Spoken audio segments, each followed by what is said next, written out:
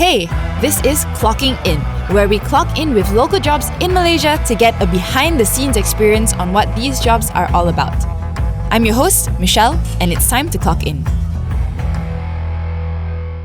So funeral directors used to be known as undertakers. However, now as the role has sort of evolved over the years, funeral directors are now in charge of preparing deceased bodies and also preparing for funerals. So today we'll be clocking in with a funeral director from Norman Funeral Services. Let's go meet him. My name is Joseph Francis Mascrinos. My friends call me Pope. I am the funeral director here, the grave digger sometimes, also the person who washes the body, does the makeup. I've been with Norman Funeral Services since I took over in 2011.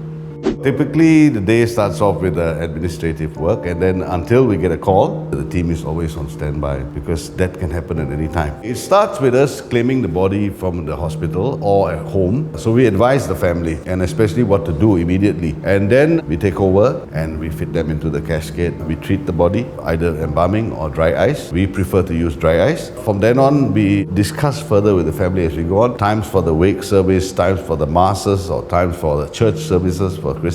So in terms of procuring all this information, who would be the one person to do it? Juanita will handle that part. So while I get on to the other aspects of preparing the crematorium or getting the burial sites ready, so Juanita will actually try to consult the families.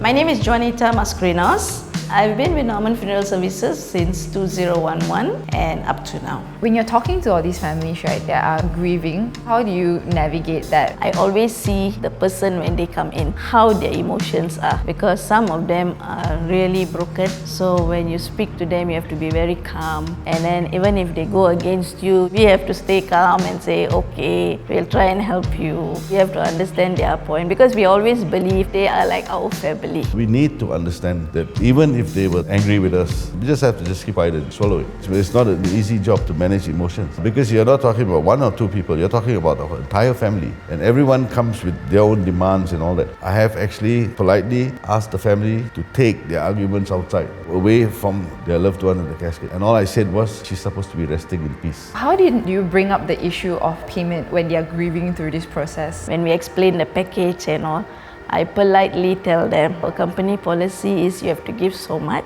and then sometimes you can see their financial strain. So I will personally say, okay, how much can you give?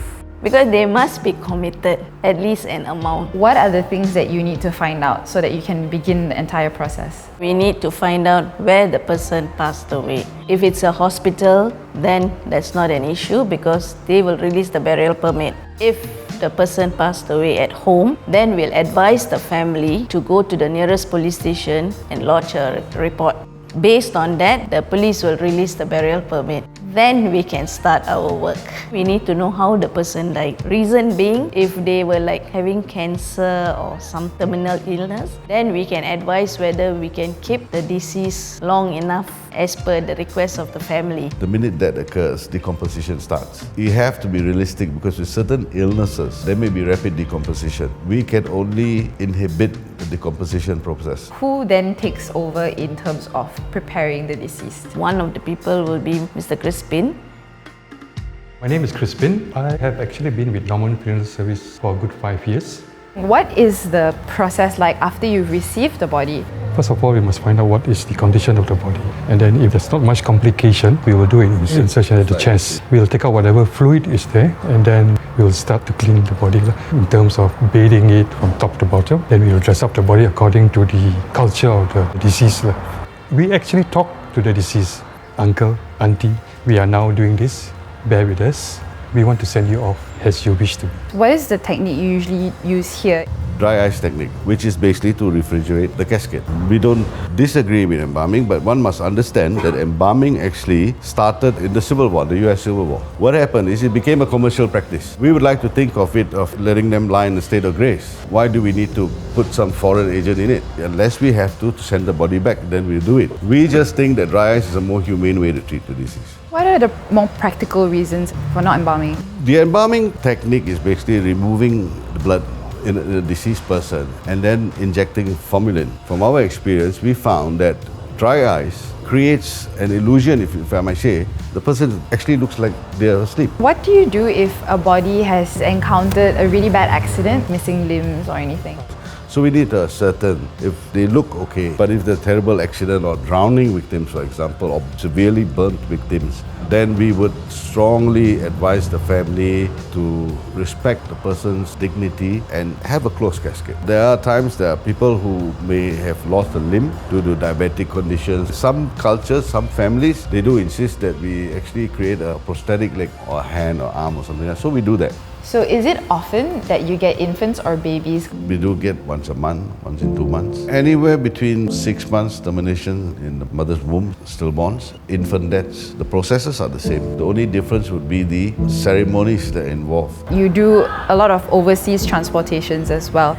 So Repatriations, what is the procedure that you go through? We need to be in touch with the undertakers overseas, sometimes from India or sometimes from UK. So it all depends, and you'll be surprised that the processes here are faster than in those countries. When they get here, they come on cargo in the cargo bay of commercial flights. When you go to cargo, you have to embalm. That's the rules. And when they get here, then it's our job to actually proceed to the airport. We need approval from the family that we are going to act on their behalf. We have to make a police report, which we help the family with, and then only we come back and see what is the condition of the body. When you receive somebody in a different religion, does it affect the way they are prepared? We've had cases where we need to repatriate the Muslims. So what we do is get a Muslim team to involve. We do not touch the deceased, just arrange the transportation. So we get a ustaz or elder to actually do the work. We only involve the administration and the logistics. How do you then confirm the religion? Normally it's ascertained at a hospital. Many times at the hospital level, assuming a person has an Indian name, they automatically assume that they're Hindu.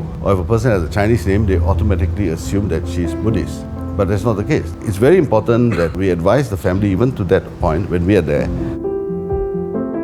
What happens after you've prepared the body? Well, then we transport the deceased to either a parlour or home, wherever the wake service is being conducted. That's a logistical thing where we have to load up not just the person, but also the flowers and prayer items and all that. What other logistical aspects are you in charge of? Sometimes the family may request on the day of the funeral they need extra vehicles. Maybe they want a bus for family and friends, or especially if the funeral is out of town, we arrange for them. Also things like canopies, tables and chairs, food, catering, we try to fulfill it. Lunch break! Okay, so right now we have lunch break. Oh, that's great. I'm sure you're starving. What is a rough salary range for a funeral director? In the region of between 4,000 to about 6,000. If someone is starting off, they start as an apprentice, they would start at around 1,008. From there, they will move on to more senior roles, supervisory roles. If it's meant to be, they'll move on to become managers. And I know many who have actually moved on to open their own shops. Okay. So that's all we have today for lunch break. Do you have a procedure when a deceased passed away from deadly contractable virus or disease such as AIDS, H1N1, Ebola? What do you do? Firstly, we are bound by the laws or the rules of the hospital or the health ministry, where we will be advised by the doctor that this is such and such a case and certain precautions need to be taken in terms of minimal contact. And they normally do not allow us to do any cleaning or dressing. Straight away put them into a body bag and we have to seal the whole casket. And from there proceed straight to the crematorium. So we bypass the church services. But we've obliged the family with the cooperation of the church or even leaders of other religions to come to the crematorium. So it's immediately from the hospital, from the morgue to the cremation, and they are there to conduct the service and send them off respectfully. Is there a specific reason why you hire locally, and is it usual practice in the industry? One is we understand the local customs. If there are any special requests, then we know who to refer to. Also in terms of communication, it's easier for us to communicate with our customers, our local staff. So like all the other industries, you have a shortage of young people willing to get into this line. And therefore, I can understand my competitors, why they have no choice but to employ foreigners. Foreigners are willing to come here and do the work. There's a lot of new trends in the world right now in terms of burials. So there's burying your body in a pot to sustain a tree. Do you think that it's the future of funeral service industry in Malaysia? It's also good if you can look at it from a philosophical point of view, whereby from that life grows. But again, we need to see whether it can be done here in Malaysia, whether laws allow it.